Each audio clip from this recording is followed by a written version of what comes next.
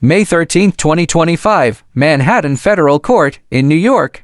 A woman on the witness stand shared a detail everyone wanted to hear. Every party would start the same way. He'd heat the baby oil bottles in hot water. Then he'd look at her and say, "You need to be glistening. You need to shine." Every time before a party started, he would put the baby oil bottles in a hot water bath to heat them up. Then he would say, "You have to be glistening. You have to be shining." Her voice was trembling, but she didn't stop. Her name is Cassandra Ventura, known as Cassie. What she was about to reveal would drag a billionaire, the godfather of hip-hop, and a White House regular, straight off his throne. Before you know he was a criminal, you have to understand what level of person he was. Sean Combs, stage name Puff Daddy, later P. Diddy, then Diddy, and then back to Puff Daddy. Even he himself probably can't remember what to call himself anymore. But no matter what you call him, he was the godfather of hip-hop. He founded Bad Boy Records, made stars like the Notorious B.I.G. Mary J. Blige and Usher. His debut album won a Grammy. His Sean John clothing brand filled closets around the world. His Croc vodka doubled his net worth. He went from a poor kid in Harlem all the way to becoming a multi-billion-dollar cultural emperor. But what made Diddy truly terrifying wasn't the money. It was his network of connections. Every year, he hosted the White Party in the Hamptons. Everyone had to wear white. Politicians, stars, models, producers, half of Hollywood and Washington were on that lawn. He was the kind of person you didn't want to cross, not because he was a bad guy, but because his power was so immense that you didn't even have the right to offend him.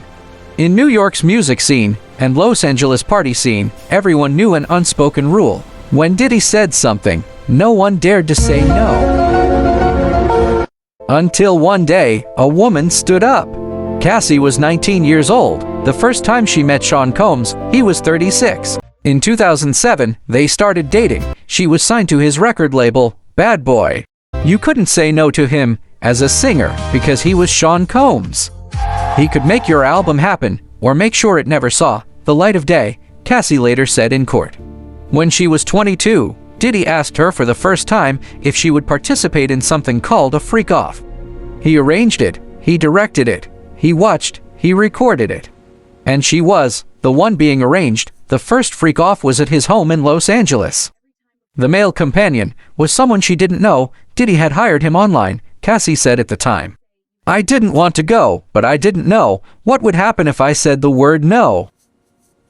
From then on, the freak-off became work, once a week, each time lasting 36 to 48 hours. Cassie described in court, each freak-off would use up about 10 large bottles of Johnson's baby oil. Her body had to be glistening, shining. Besides the oil, there were also drugs. There was blood on the floor, urine, and scattered needles. She said that after each freak-off, she still had to clean the room herself. "That was my after-work job." In 2016, at the Intercontinental Hotel in Los Angeles, a surveillance video captured this scene, a man kicking and beating a woman in the hotel hallway. Dragging her on the ground, the woman was Cassie, the man was Diddy. This footage was taken by hotel security. Then Diddy paid $100,000 to make the security guard stay silent. The footage disappeared for 8 years, until May 2024, when CNN aired it. The whole world saw it. That night, Cassie sent Diddy a text message. "I'm not a rag doll. I'm somebody's child." In November 2023, Cassie sued Diddy. However, the very next day, the two sides reached a settlement. Diddy paid $20 million, then everyone fell silent, except Diddy himself. Because he made one mistake, he thought that by paying the money, the matter would be over. But those who had been silenced for 10 years started to stand up. In September 2024, the FBI raided Diddy's residences in Los Angeles and Miami. They took away 3 AR-15 rifles with defaced serial numbers, 1 large-capacity drum magazine loaded with 59 rounds, 6 legally owned firearms, more than 1,000 bottles of baby oil, and personal lubricant. 1,000 bottles, the number seems a bit exaggerated. But as Cassie said in court, each freak-off used about 10 bottles, 10 years, once a week. The math checks out. In September 2024, Diddy was arrested, charges, sex trafficking, racketeering, conspiracy, and transportation for prostitution. In May 2025, the trial began. 34 witnesses took the stand, all called by the prosecution. On July 2, 2025, the jury deliberated for 13 hours. The result: the three most serious charges, racketeering, conspiracy, not guilty; sex trafficking, not guilty; sex trafficking, second victim, not guilty. The two lesser charges, transportation for prostitution, guilty. The prosecution requested a sentence of 11 years or more. The defense requested 14 months. The judge sentenced Diddy to 50 months in prison and a $500,000 fine. When delivering the sentence, the judge said, "Society must know that violence against women must come with a real price." In 2009, a 15-year-old boy uploaded a YouTube video. The title was 48 Hours with Diddy, spending 48 hours with Puff Daddy. In the video, the 39-year-old man put his arm around the boy and said to the camera, "We're going to do things and go places that we can't talk about right now." But this is definitely every 15-year-old boy's dream. The boy was Justin Bieber, the man was Sean Combs. 15 years later, Sean Combs was federally arrested on sex trafficking charges. Bieber successfully completed his solo concert in 2026, under the spotlight of the world. His eyes were still clear, and his voice still lingered beautifully, but everything the world saw had changed. Usher was sent into Diddy's world when he was just 14 years old.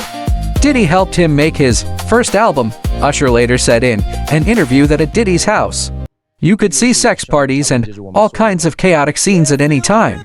Then he said something very important: "I would never send my own children to a place like that." That's right, he didn't send his own son there, but he sent Justin Bieber instead, at his 13 years old. In one of Justin Bieber's later albums, he depicted a scene where plump middle-aged men and women crowded in a banquet hall, greedily eating some strange things. They looked satisfied, while a group of children quietly played music in the corner. It seemed like a story. In Bieber's performance, he himself was like the food being eaten by them. Justin Bieber later publicly denied that he was a victim of Diddy. But this could not dispel the public's doubts.